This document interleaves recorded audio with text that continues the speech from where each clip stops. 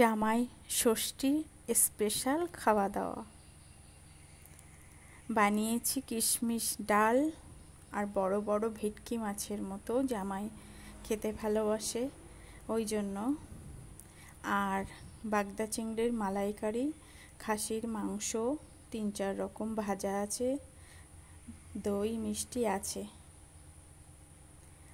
ভিডিওটা কেমন লাগলো অবশ্যই লাইক শেয়ার কমেন্ট করে জানাবে, আর ভালো লাগলে সাবস্ক্রাইব করে পাশে থাকার অনুরোধ রইল। রাজকীয় স্বাদের বাগদা চিংড়ির মালাইকারি। বাগদা চিংড়ির মালাইকারি অনেকে তো বানিয়েছো, এটা বানিয়েছি কাজু বাদাম ফ্রেশ ক্রিম দিয়ে আর মাটন কারি। তোমাদের কেমন লাগলো ভিডিওটা অবশ্যই জানিও।